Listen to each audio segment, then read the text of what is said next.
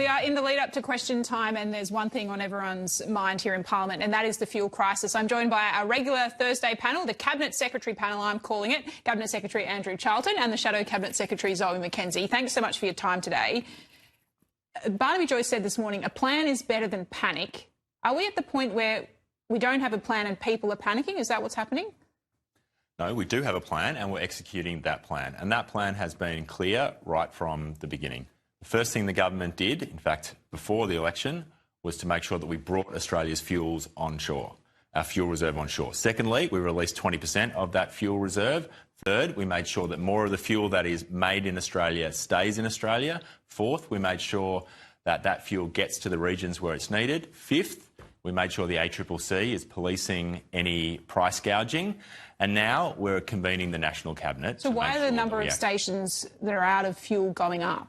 If all of these things are happening and there's a plan, is this just the pain we need to go through for a few weeks? When will the number come down? No, the government has been working consistently to make sure that we do everything we can to provide the supply of fuel that Australia needs. Of course, there has been a demand response, and that demand response has created acute shortages in some areas, with some fuel stations not having fuel to provide to consumers.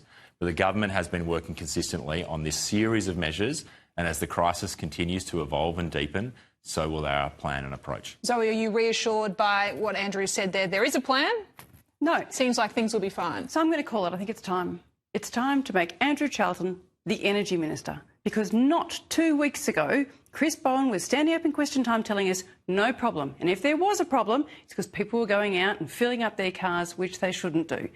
Let's talk about what the problem actually looks like in the real world. In my electorate today, diesel is $3.16 if you can get it. I've got at least one station that doesn't have any diesel anymore. You've got people not coming down to the peninsula on the weekends, not spending their hard-earned cash on a weekend away, enjoying a bit of peninsula wine because they don't want to get in their car. I've got friends who are planning to leave their diesel car somewhere to borrow a friend's petrol car to get to the city.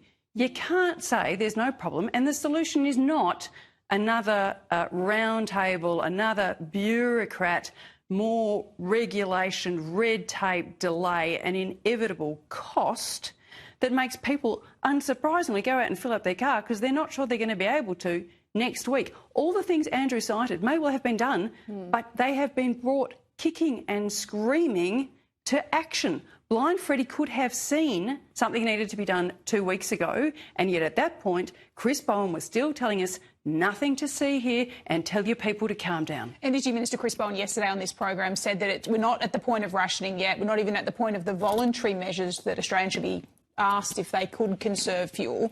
Why then are some of our closest partners, like South Korea, for example, top supplier of diesel, it's now asking people to limit use in terms of their car, even things like vacuuming only on the weekend? Should the government be getting ahead of this and saying to people, look, this is the sort of things we may need to do? It's not today. Maybe that would stop some of the panic if there was a clear message out there. Well, of course, the government has been contingency planning, and Chris Bowen has been clear about those contingency plans right from the get-go. What are they, though, in terms of those voluntary measures or rationing measures? I'm not sure on what behavioural measures. People are doing it themselves. Well, Chris Bowen has been very clear, and he's described the national emergency measures. We have a playbook for this precisely in the event of a national fuel shortage. The Prime Minister is convening the National Cabinet on Monday to work through these issues. Zoe is entirely wrong. The government was not in any way brought kicking and screaming to those significant measures that have been done to secure our fuel supply. In fact, they were done early at a time when all of the ships that we are expecting to come to Australia have been coming to Australia. So at this stage, we do not have a supply problem, and that's why we've been taking these actions early to make sure if things change, we're prepared for those changes. But I'll say one more thing, Trudy, and that is everything that Zoe has just said is the reason why so many voters are leaving the Liberals and moving to One Nation. Because at a time of national crisis, they expect the Liberal Party, a party of government with sensible people in that party like Zoe, to be providing solutions, not slogans, policy, not politics, contributions, not complaints. And yet in the entire answer you had there from Zoe, similar to all of their front bench this week, not a single positive contribution. And do you know what the Australian people are saying? They're saying, well, if all the Liberal Party is going to do is throw rocks in a national crisis, then I may as well be voting for the rock thrower in chief, and that's Pauline Hanson. The Liberal Party needs to realise this is a Team Australia moment, and they need to be providing constructive solutions, not slogans and politics. I love it. Here's your chance. What are some of those? I love it when the Labor solutions? Party says, well, you tell us what to do, right? We can't work it out. We can't fix the problem.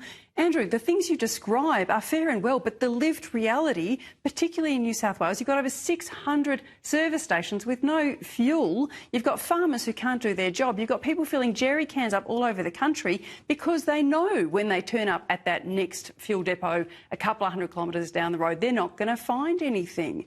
So I hear you, mate. The one thing I was really right about was that you would do a bloody better job than Chris Bowen is. He's hopeless. Everything we've just heard, we've heard from Barnaby Joyce and Pauline Hanson, who are very good at complaint, very good at grievance. What we want from the Liberal Party is to do your job for you. No, I've explained what our plan is.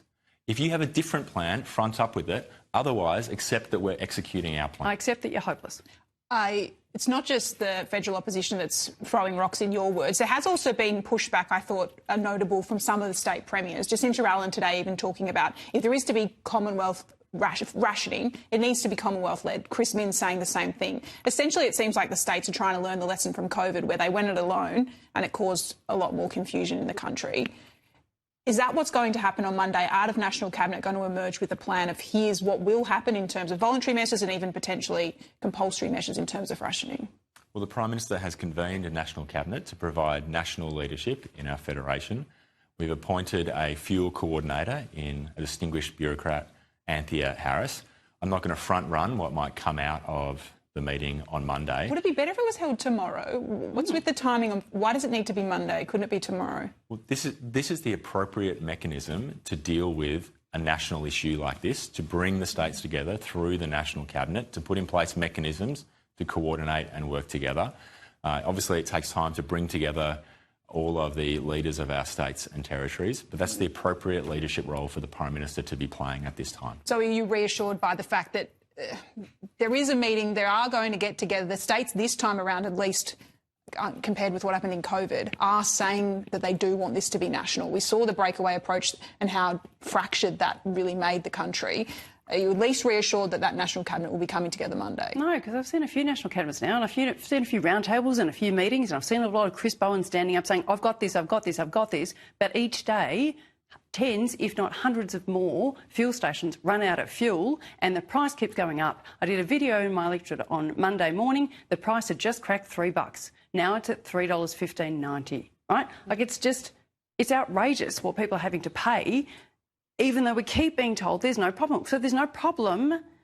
Send a cop out on the beat. Go and talk to the fuel suppliers. Go and talk to the retailers. Get the prices down so people stop basically panicking because they don't know if they can get their kid to school next week. They don't know if they can get away next week and they want to. Easter's around the corner. That's a huge time for the electorate, for my electorate of Flinders, where people come down for the Easter holidays.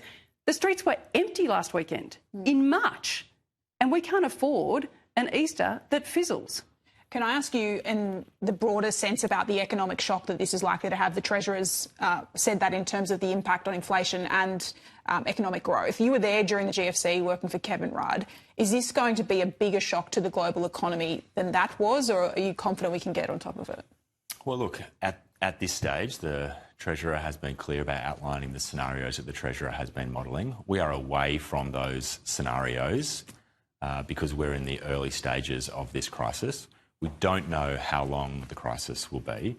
What we do know is that Australia won't be immune from the economic effects of this crisis. We're not immune from them today, and we certainly won't be immune from them if the crisis drags longer. But one thing I will say is that you would prefer to be in Australia than almost any other country dealing with an economic shock of this nature. And that's because the government has, over the last 4 years, done the hard work of getting inflation down from 7%, where the Liberals left it. We have done the hard work of driving strong economic growth, amongst the strongest economic growth now in the OECD, and we have one of the lowest levels of national debt of any country. So yes, Australia is not immune from the economic effects, but we are relatively well positioned. Final one, Zoe, used to work for the Trade Minister, Andrew Robb. We saw the EU free trade agreement agreed this week. Is your instinct that the coalition should support this despite some of the reservations we're hearing from the agricultural groups? So you've got to remember that we haven't even seen the text of the EU FTA. It will be released in coming days. It's got to be translated into 24 languages on the European side and go through a legal scrub. After that, it will come to the Treaties Committee, where we will appropriately interrogate every single provision. Yes, it does provide good market entry in relation to important things like services, investment, critical minerals, but we do seem to be underdone in relation to agriculture. Can I say sheep meat in particular? The quotas given to Mercosur and indeed to New Zealand are much more generous than the ones given to us. We will see what can be done there. We will have a look at it, work out if it's fair, and then at the end of the year, I presume, hopefully, so that our exporters get the best tariff reductions possibly, it will go through the Australian Parliament. Zoe McKenzie, Andrew Charlton, really appreciate your time today. Thank you.